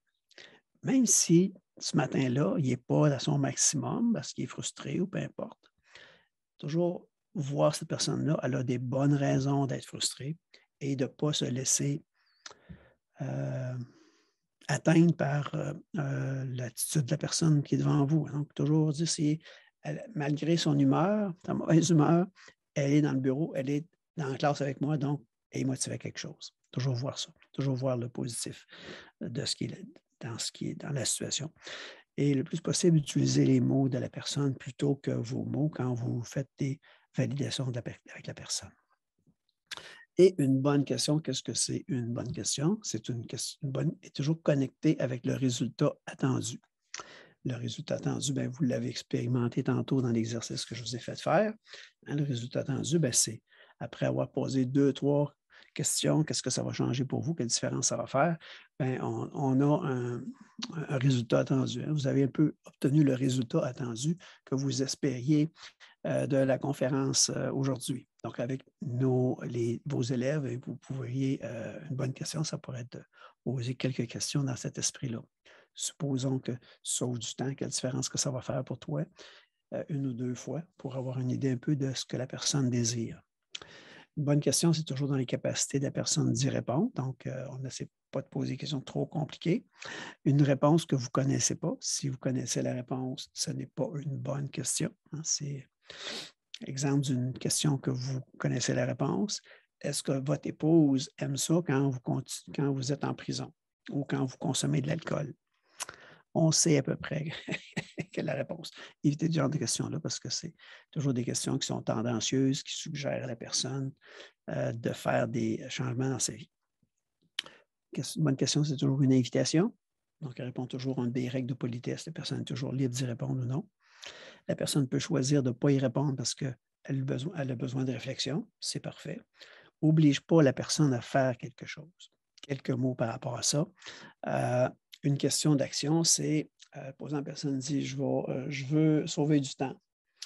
Bon, parfait. Alors, qu'est-ce que tu vas faire pour sauver du temps ici? Comment tu vas t'y prendre pour sauver du temps? Ça, c'est une question d'action. Une question préférable, ce serait, qu'est-ce que les personnes qui sont décisionnelles dans le choix pour t'aider à réduire ton temps, ça peut être je ne sais pas comment on l'appelle, ce n'est pas son agent de probation, mais la personne qui est chargée de son dossier. Qu'est-ce que cette personne-là qui est chargée de ton dossier, de ton suivi, ou la commission de libération conditionnelle, a besoin de remarquer pendant ton séjour ici, en l'école, qui va les inviter, qui va vraiment les inviter fortement à réduire ton temps de prison. Voyez-vous, ce n'est pas une question d'action, qu'est-ce que tu as besoin de faire, c'est qu'est-ce qu'on va remarquer, qu'est-ce que les personnes importantes dans la décision vont remarquer pendant ton séjour ici, ou qu'est-ce que vous, comme enseignant, vous allez remarquer pendant son séjour. Donc, c'est une question qui fait plus appel à l'imagination, à la créativité et à l'observation plutôt qu'à l'action. Les questions d'action, habituellement, mettent une pression sur le client et on a souvent une réponse, je ne le sais pas, si je le savais, je ne serais pas ici. Donc, questions d'action sont souvent un peu moins appropriées. Et toujours formulées en utilisant le plus possible les mots du client. Alors, une première chose intéressante à faire, qui pourrait être intéressante à faire avec vos étudiants quand vous les rencontrez dans les premières rencontres, avant même peut-être de savoir le résultat attendu, ce serait d'avoir une conversation sur les forces, sur les compétences. Alors, qu'est-ce qu'on pourrait faire? On pourrait passer un petit 5 minutes. Bon, si vous avez 15 minutes total, prenez 3 minutes pour vous intéresser à ses intérêts, à des valeurs, à des aspirations ou à des qualités de la personne. Ça permet de créer une bonne alliance. Une façon intéressante de créer l'alliance, ce n'est pas en posant des questions sur le problème, mais en posant des questions sur leurs qualités et leurs compétences. Donc, j'aimerais vous entendre un peu avant que vous me parliez de vos meilleurs espoirs. Est-ce que ça vous convient qu'on prenne du temps pour parler de vous? Dans quoi vos amis diraient que vous êtes bon? Ou qu'est-ce qui vous intéresse? Qu'est-ce que vous aimez faire? Dans quoi êtes-vous bon, vous? Qu'est-ce qui va bien dans votre vie? Quelle est votre qualité favorite? Donc, ce sont une question. Prenez pas toute la gang, là. Prenez-en une, puis fouillez-la avec la personne. Et posez quelques questions de stratégie, des questions d'identité. Donc, question de stratégie, bien, comment tu as fait pour te développer? Par exemple, que ta qualité favorite, c'est, je ne sais pas moi, je suis persévérant. Alors, comment tu as fait pour développer cette qualité-là de persévérance? Puis où tu as pris des questions d'identité, bien, c'est où tu as pigé cette qualité-là, qui te l'a enseigné, puis dans quelle situation elle se manifeste, cette qualité-là de persévérance. Bon, des questions comme ça. Avec des clients qui seraient vraiment très négatifs, faire une liste de 20 qualités. Bien, là, ça va prendre plus que 25 minutes, par exemple, faire ça. Mais si vous avez juste 5 minutes, bien, faites-moi une liste de tes 5 qualités favorites. On s'est rendu compte qu'avec certains clients, je parlais un peu d'une histoire rapide, là, avec un délinquant vraiment qui était dans un milieu criminalisé, un jeune adolescent qui était dans un milieu criminalisé. L'intervenant, ce qu'il a fait pendant la séance, il a fait faire la liste de 40 qualités. Il n'a même pas demandé d'où il venait, tout ça. Il dit, j'aimerais ça savoir tes 40, que tu me trouves 40 qualités. C'est la seule chose qu'il a faite. Il n'a pas demandé autre chose. Il n'a pas demandé c'était quoi ses problèmes. Il n'a pas demandé rien d'autre chose. Puis, Il a su juste à la fin de cette conversation-là, il a su après que le jeune avait changé radicalement son comportement. Donc, juste faire ça, les gens souvent ne sont pas habitués de nommer les qualités et les compétences. Et ça peut être un bel exercice à faire avec vos étudiants. Alors, les questions qu'on pose pour préciser un résultat attendu. Quels sont vos plus grands espoirs pour notre conversation ou pour le temps que vous allez passer ici à l'école? Qu'est-ce que vous espérez de mieux pour vous? Hein? Qu'est-ce que vous espérez de mieux? Et vous posez, vous essayez de poser, supposons que vous dites, bien, mon plus grand espoir, c'est réussir, par exemple, mon secondaire 3. OK. Puis supposons que tu réussis ton secondaire 3, qu'est-ce que ça va changer pour toi? Quelle différence ça va faire pour toi? Et on va faire quelques questions comme ça pour savoir quel est le résultat attendu. Vous pouvez toujours poser la question comment vous allez savoir que notre rencontre a été utile ou que le séjour ici que vous allez passer, ça a été utile. Ça aussi, c'est une autre option, mais les plus grands espoirs, j'aime bien cette question-là. Moi, je fais vraiment une différence entre un objectif et un résultat attendu. Un objectif, c'est je vais réussir mon secondaire 3. Le résultat attendu, c'est quand je vais mon secondaire 3, je vais me sentir plus confiant en moi. Je vais me sentir que que je suis capable de réussir, je vais me sentir intelligent, en tout cas, peu importe. Ça, c'est un résultat attendu. Et souvent, comme intervenant, on a tendance beaucoup à se centrer sur les objectifs plutôt que sur les résultats attendus. Vous l'avez vu dans l'exercice que je vous ai fait faire. Vous avez eu un résultat attendu de votre objectif qui était de participer à la conférence. Un résultat attendu, c'est beaucoup plus mobilisant, plus motivant pour la personne. La personne est plus... Elle va mettre plus d'énergie pour atteindre un résultat attendu. Et souvent, un objectif, c'est plus restreint. Tandis qu'un résultat attendu, c'est quelque chose qui est plus... il y a plus de façons de l'obtenir. À l'école, ou à l'école, ça peut être un but. Puis sauver du temps, bien, ça peut être le résultat attendu. Mais sauver du temps, je pourrais poser encore une autre question. Supposons que tu sauves du temps de détention, qu'est-ce que ça va changer pour toi? J'en poserai encore une autre fois pour avoir un résultat attendu un peu plus élaboré ou plus intéressant. Dans les questions fermées, on essaie d'éviter ça. Une question qui demande un oui ou non, parce que souvent, ça implique que vous avez un agenda. Quand on a une question fermée, est-ce que ta femme aime ça que tu bois? On sait que la réponse n'est pas bon. Donc, préférez poser plutôt des questions ouvertes. Quelle différence ça va faire pour toi d'arrêter de boire? Ou quelle différence ça va faire pour toi de sortir d'ici plus rapidement? Que ça va faire différence ça va faire pour toi d'avoir plus de sous? Ces questions-là sont plutôt associées à l'attitude de ne pas savoir. Éviter des questions sur les actions, j'en ai parlé tantôt. Favoriser des questions d'observation. La première chose que ton agent va remarquer. J'en ai parlé tantôt, je ne reviens pas là-dessus. Éviter les pourquoi sur des comportements négatifs parce que c'est un jugement. Éviter les questions. Préférez toujours les questions sur les différences, ce que vous avez fait tantôt, tout à l'heure. OK, alors, concrètement, je vais essayer d'être un petit peu plus concret là, dans l'intervention. Les questions qu'on pose pour commencer l'alliance thérapeutique avec un lien avec une personne. Quels sont tes plus grands espoirs pour notre rencontre ou le temps que tu vas passer ici à l'école? Supposons que ça arrive, quelle différence que ça va faire? Puis on fait encore quelques questions comme ça pour savoir quel est le résultat attendu.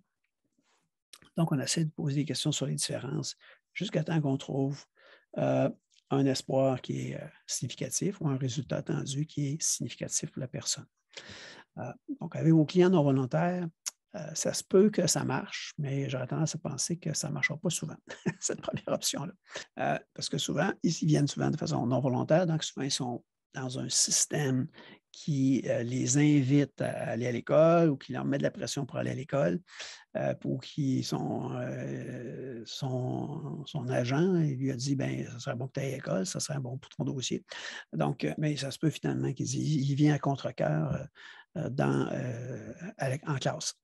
Alors, quand il est frustré, pendant qu'il est frustré, il n'est pas content d'être ici, bien, je te félicite. Ce n'était pas ton idée de venir ici à l'école. Tu as décidé de venir pareil. Qu'est-ce que tu penses que ça va faire comme différence pour toi, le fait de venir ici? Quelle différence ça se peut que ça puisse faire comme différence le fait de décider de venir ici? Ah, ça peut dire, bien, mon agent va être moins sur mon dos. Ah, OK. Si ton agent est moins sur ton dos, ça va changer quoi pour toi? Ah, bien, peut-être que je vais être un peu moins en maudit, puis je vais être un peu plus de bonne humeur. OK. Puis supposons que justement, tu es plus de bonne humeur, tu as moins d'affaires négatives qui se passent dans le futur. Qu'est-ce que ça va changer pour toi? Puis, bon, construit comme ça, jusqu'à temps qu'on trouve une réponse qui est satisfaisante. Si la personne dit, bien, c'est une erreur de justice, je n'ai aucune raison d'être ici, ça doit arriver de temps en temps, hein, il dit que j'ai aucune raison d'être ici. Qu'est-ce qui doit se passer pour que tu sois protégé contre d'autres allégations futures semblables? Si tu ne veux pas, dans le futur, que d'autres erreurs judiciaires surviennent, qu'est-ce qui devrait se passer? Donc, question à poser. Et qu'est-ce que le référent, c'est la personne qui l'oblige à venir, qu'est-ce qu'elle a besoin de voir ici, pendant ton séjour ici en classe, qui va faire justement que tu vas pouvoir sortir plus vite ou peu importe. Là. Fait que ça, c'est probablement que vous allez avoir beaucoup à poser des questions à partir du référent ou la personne qui met la pression ou qui a fortement suggéré de venir en classe. Utilisez toujours ce point de vue-là pour poser vos questions. Si vous posez vos questions à partir du point de vue du client qui est devant vous, vous risquez d'avoir pas beaucoup de réponses positives. L'autre option, c'est de trouver ce qui est important pour la personne. Si la personne qui est devant vous, elle vient à travers la conversation que vous avez eue, une petite conversation sur les compétences que vous avez eues tout à l'heure, il s'avère que cette personne-là, la valeur d'être un bon père, c'est quelque chose d'important. Alors, qu'est-ce que en quoi finalement le fait de venir ici en classe, ça va t'aider à devenir un bon père?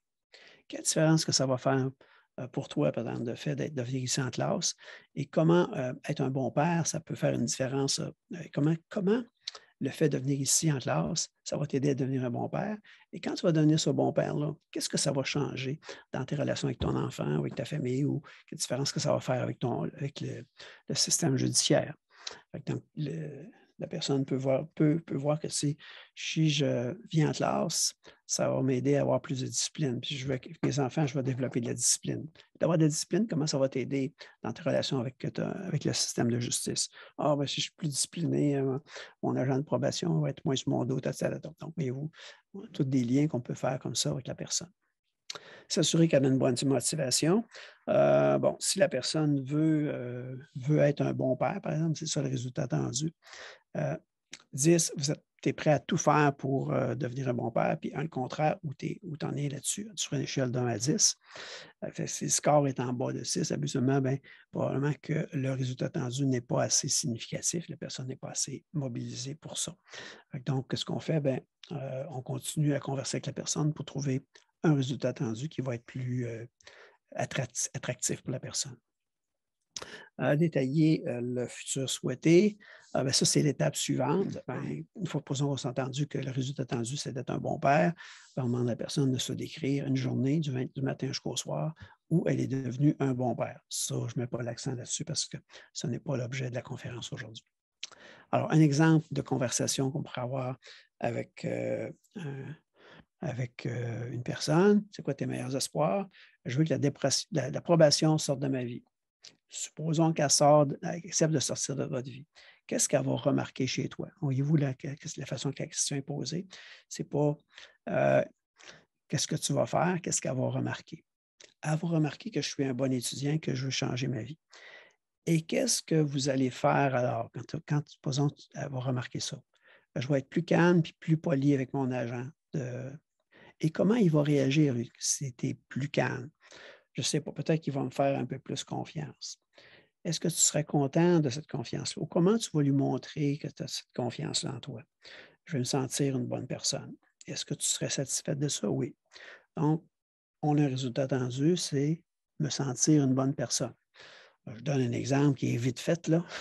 Ça peut prendre plus que 5 minutes, là, mais je donne un exemple de conversation pour préciser un résultat attendu avec un détenu. J'ai un autre exemple ici de conversation avec qui est un autre résultat attendu. Je veux qu'il soit moins sur mon dos. Bon, on part avec ça. Un petit mot ici avec un comportement inacceptable. Si vous avez un étudiant qui a des comportements inacceptables ou dérangeants, ou il ne les montre pas devant vous, mais dans ses paroles, il est vraiment pas agréable. Hein? Donc, il dit, par exemple, frapper mes enfants, c'est la meilleure façon d'élever ses enfants. Exemple, par exemple. Alors, une façon d'aborder le sujet de la façon la moins confrontante possible, c'est de demander à la personne, comment ça t'aide de frapper tes enfants? Un peu bizarre comme question, mais l'idée, si on veut comprendre, qu'est-ce qu'il recherche derrière ça? C'est quoi son intention? Qu'est-ce qu'il veut? Il y a sûrement une bonne raison de vouloir ça. De cette façon-là, on peut aborder des sujets ou des sujets qui sont délicats sans créer de confrontation, puis en essayant d'amorcer une conversation qui est plus positive. Je vais arrêter ici pour répondre aux questions. Il s'est écrit ici en question 20 questions que le client possède, qu'il respecte, qu'il aimerait avoir. C'est 20 qualités que la personne a. Oui, Vanessa. Oui, bonjour. En fait, je trouve ça très intéressant. Moi aussi, je vous remercie beaucoup pour votre présentation. Je me posais la question, moi, je fais plus du développement. Je ne suis pas nécessairement avec les élèves à tous les jours, mais je me suis vraiment dit, là, entre autres, je voyais les commentaires tantôt dans la conversation, les gens qui ont développé les cours EVR, puis je me disais, ce qui est important, même dans le matériel qu'on développe, pas juste dans les interventions, c'est l'angle qu'on va prendre. Fait que c'est comme aussi de responsabiliser puis rendre l'élève actif, puis pas prendre un angle, je ne vais pas dire moralisateur, mais c'est presque ça. Je pense qu'inconsciemment, peut-être quand on développe les questions qu'on intègre dans le matériel qu'on développe pour les élèves, c'est vraiment important. Puis je trouve que vous ouvrez vraiment une porte à avoir des questions plus ouvertes parce que l'élève va vraiment se sentir plus accueilli, puis sans jugement. Puis en fait, on présente quelque chose dans pas si longtemps, dans quelques semaines, je me dis, il y a des questions que je vais modifier, c'est certain, en fonction de ce que j'ai entendu ce matin. Oui, effectivement, toutes ces attitudes-là que je vous ai proposées, ces attitudes-là vont transparaître dans tout votre travail, dans la façon que vous l'accueillez, dans la façon que vous posez vos questions, dans les conversations de tous les jours que vous avez avec eux autres, même dans vos examens ou dans tout ça, à quelque part, ça va transparaître partout, là. Ben, moi, je n'ai pas une question, mais j'aurais plus un commentaire. Je suis agente de programme correctionnel pour le Service correctionnel du Canada en communauté, donc à Rimouski. Puis, c'est plus un témoignage pour appuyer vos faits, là, en fait, ce que vous avez montré aujourd'hui, parce que c'est l'approche vraiment d'y aller avec la motivation, ça fonctionne vraiment très bien. D'être capable de dire... quand quelqu'un me dit je m'en vais en programme parce que c'est obligé puis ça me fait vraiment chier, ben moi, j'accepte cette réponse-là. Ben, tant mieux, mais on va voir qu'est-ce qu'on peut apporter malgré tout là, dans tout ce processus-là.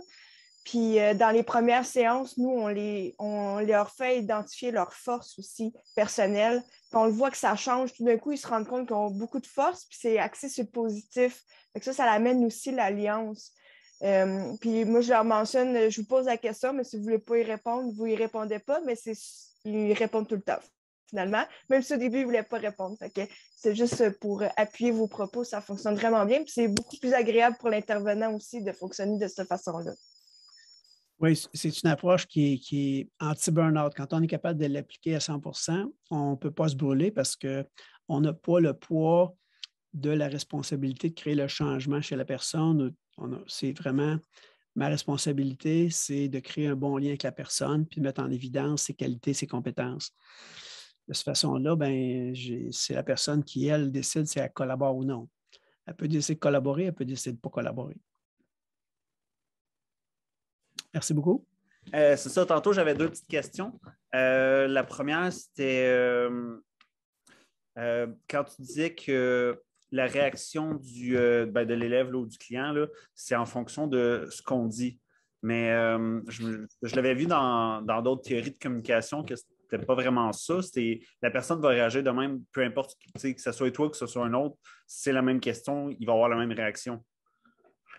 Je ne suis pas vraiment d'accord avec ça.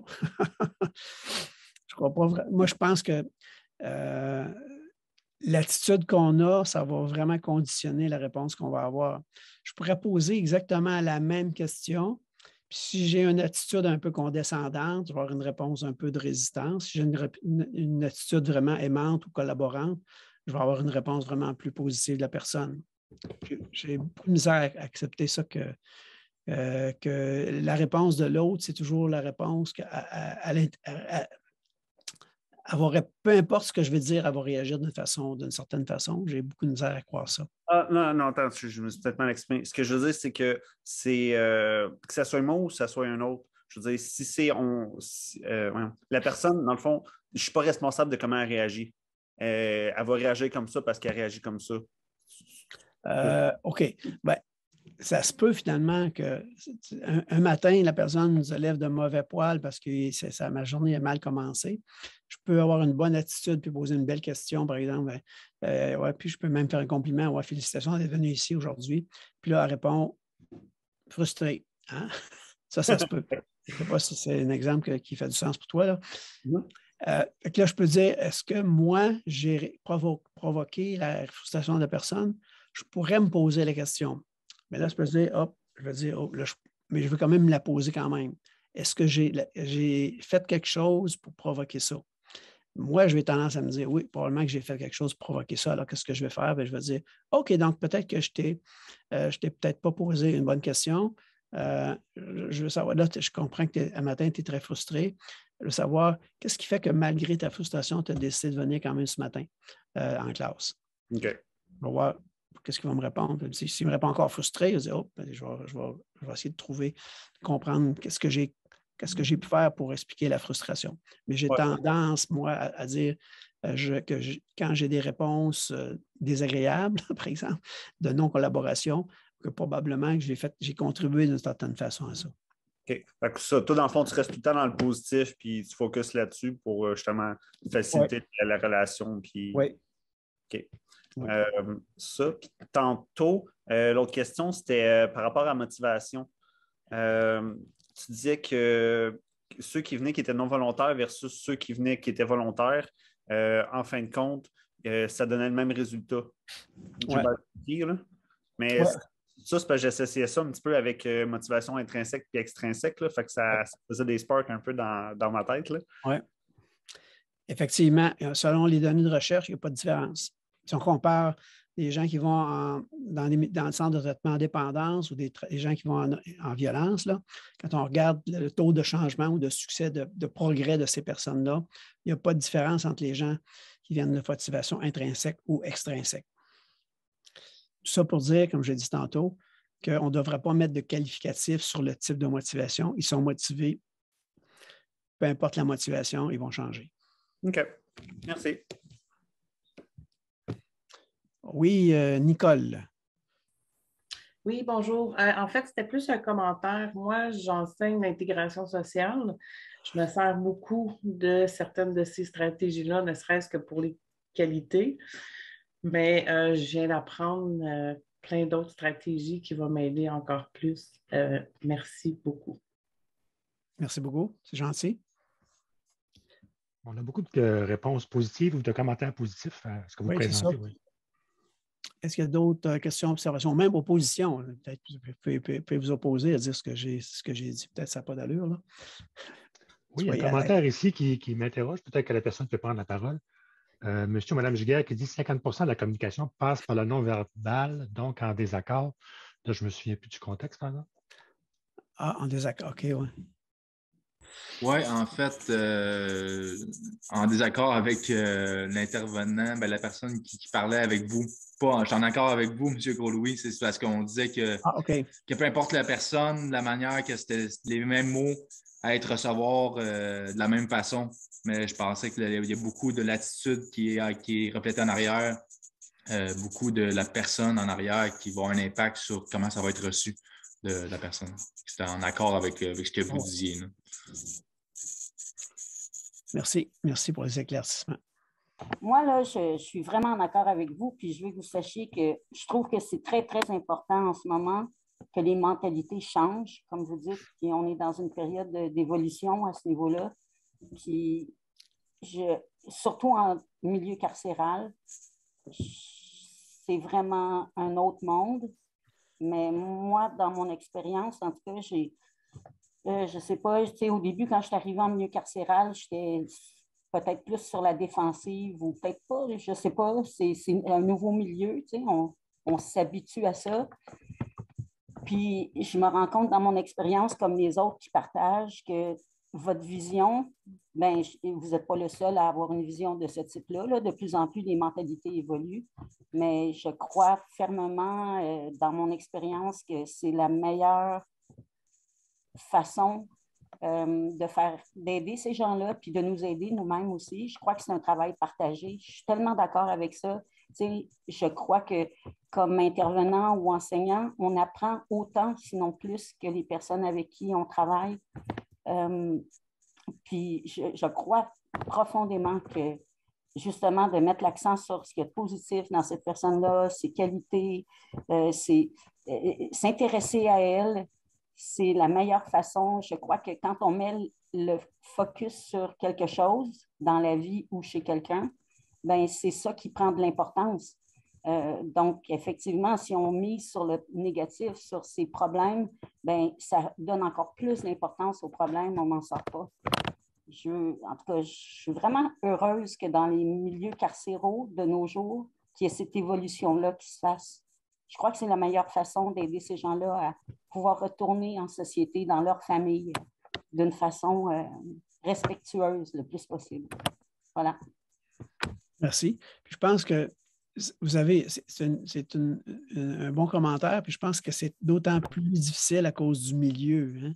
Le milieu carcéral ne favorise pas cette approche positive-là. Je pense que c'est toute la société, tout ça, il y a comme une grosse pression pour faire de la répression, de mauvais comportements plutôt que de collaboration avec eux autres sur leurs forces, sur leurs compétences. C'est sûr que c'est une attitude qui va à contre-courant de ce qui se passe probablement à l'intérieur des murs. Vous avez encore plus de mérite, je pense. Monsieur Daniel? Oui, c'est juste un commentaire, M.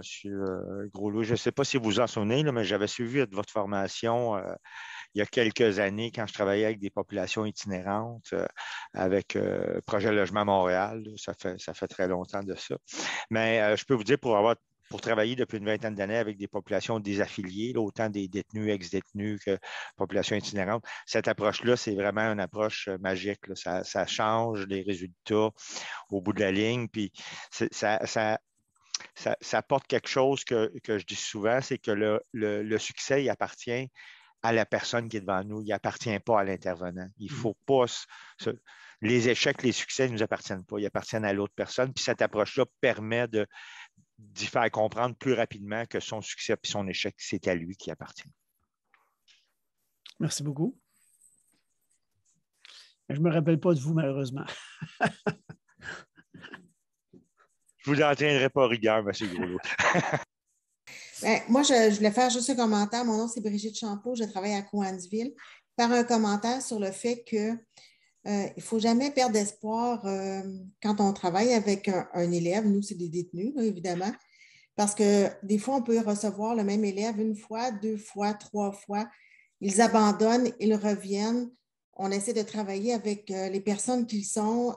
Ça ne fonctionne pas tout le temps, mais on remarque qu'il y a parfois des élèves, on ne sait pas pourquoi, à un moment donné, quelque chose qui se déclenche. Puis dans notre attitude aussi, quand on travaille avec ces personnes-là, notre attitude fait toute la différence et à un moment donné, ils s'engagent vers quelque chose, puis on les voit partir sur une aire d'aller, puis on ne sait pas pourquoi, mais on sait qu'on a un rôle à jouer. Donc, il ne faut jamais perdre de vue que le rôle qu'on joue a une importance et pas s'attribuer le mérite, mais d'être capable de le dire à l'élève qu'on remarque qu'il y a une différence, puis qu'il s'engage, puis que ça va bien.